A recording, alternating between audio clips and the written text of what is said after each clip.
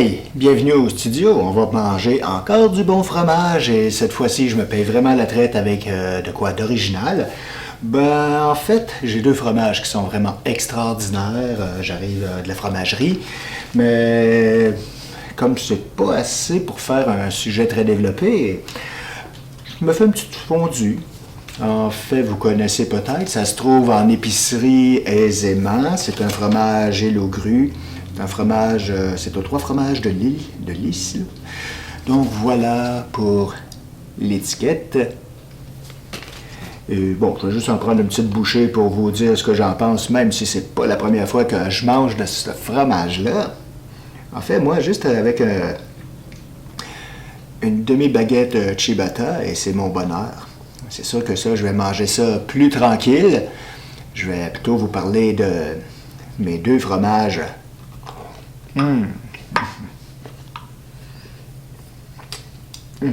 C'est vraiment réconfortant.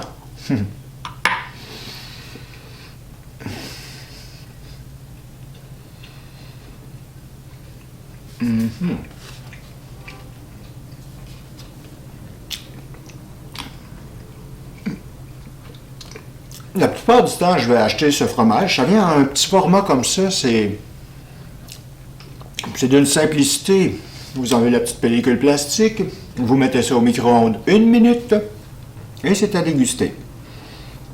Et ça coûte environ 8 $. En général, j'arrive à passer une baguette de ciabatta comme ça, une demi-baguette. Maintenant, comme vous voyez sur mon petit plateau ici, j'ai un fromage fleuri et un fromage vert. Ça doit vous intriguer et je vais donc vous revenir là-dessus. Le petit fromage, c'est pas la première fois que je vous présente un fromage fleuri. Ça s'appelle, les étiquettes évidemment, Apolline aux fleurs. C'est un chèvre pasteurisé de Val-de-Loire, c'est-à-dire en France. Et là, je commence à avoir de l'expérience avec ces fromages-là. C'est sûr que c'est très intéressant, c'est parfumé, c'est délicieux. Je vais quand même préférer des fromages plus corsés. Je vais vous revenir sur celui-là. Alors, si je m'en coupe une petite tranche. Bon, vu que j'ai du pain, je vais goûter sur du pain. Un petit peu généreux la tranche, hein?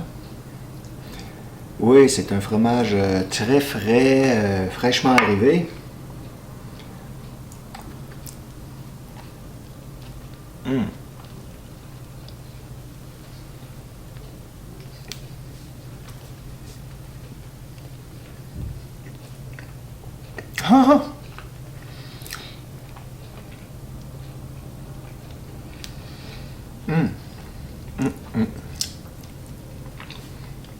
C'est ça. Excusez pour les doigts. Donc, ça tombe en morceaux. Oui, c'est un peu à quoi je m'attendais. C'est... le goût de chèvre est présent. Donc, je peux pas dire exactement c'est quoi les herbes, si ça provient de la fleur ou... Non, je ne croirais pas. Je crois qu'il y a des fleurs et... J'ai posé la question, d'ailleurs, on n'a pas pu me répondre précisément. On a beau avoir des connaissances, on ne peut pas tout connaître les détails, à moins de faire des recherches approfondies. Mais, le petit rouge que vous avez vu au milieu, ça c'est particulier, c'est la deuxième fois que ça m'arrive de prendre un fromage comme ça. C'est vraiment un genre de jujube fruité. Étonnamment, ça va bien avec le fromage.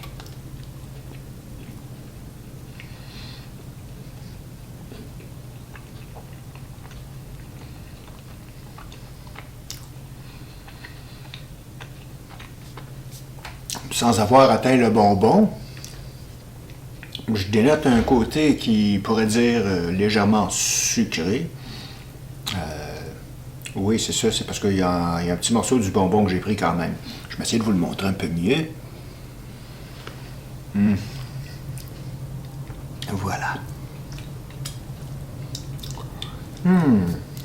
Faudrait que je prenne l'habitude d'avoir un petit linge au lieu de me lécher les doigts, ça fait presque barbare. Ça, c'est ma surprise totale. J'ai déjà goûté un petit peu une légère tranche quand je suis allé chez Anne et Frères. D'ailleurs, que je salue, puisqu'on m'a demandé l'adresse de mon vlog. De mon blog plutôt, puisque je fais autant de la photo que de la vidéo. Donc ici, qu'est-ce qu'on a? C'est un fromage... Attendez, il faut que je vous montre ça, c'est incroyable. Avouez que pour un fromage, une couleur verte comme ça, c'est pas courant. J'espère que je le prononce bien. C'est un Utrecht Gouda vert olive. C'est un fromage de la Hollande. Et dans ça, tenez-vous bien, il y a du pesto au basilic, il y a de l'ail, il y a de la noix de pain. J'avais noté quelque chose aussi, j'ai-tu tout nommé? Oui, c'est ça. Donc, basilic, ail, noix de pain. C'est vraiment... Moi, j'appelle ça de l'art. De l'art culinaire, c'est la personne qui a eu l'idée de mélanger ça. Imaginez, vous mettez... Je pourrais mettre ça sur... faire fondre ça sur un plat de pâte et j'aurais déjà une recette complète. Sur un morceau de pain, qu'est-ce que ça dit?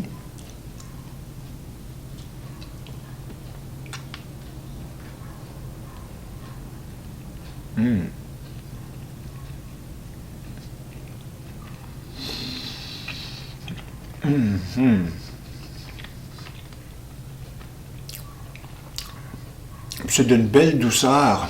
Tout début, le goût est délicat. Le goût du pesto au basilic finit par ressortir. L'ail, je dirais que c'est assez subtil. Même la noix de pain, vous savez, des noix de pain, ça a un goût assez marqué. Je dois dire que je ne sais pas si c'est à cause du fromage, mais j'ai vraiment un bel équilibre. Et c'est tout simplement divin, tant qu'à moi. Si vous arrivez à en trouver, je vous le recommande fortement. C'est sûr que je préfère de beaucoup ce fromage au pesto. Vraiment, regardez-moi ça, comment c'est garni en dedans de ça. Le fromage, ça c'est... À chaque fois, c'est la même chose. Ça fait 3-4 fois que j'essaie un fromage fleuri. Ça m'enchante au niveau du parfum. C'est pas nécessairement la collation que je vais aller rechercher immédiatement, mais c'est loin d'être sans intérêt. Si vous voulez surprendre quelqu'un, ça va fonctionner, c'est sûr. Si vous voulez amener de quoi d'original, parce que tout de même, ce petit morceau de fromage-là est 11 $, mais c'est pas tellement cher quand on regarde tout le travail qu'il y a dans ça.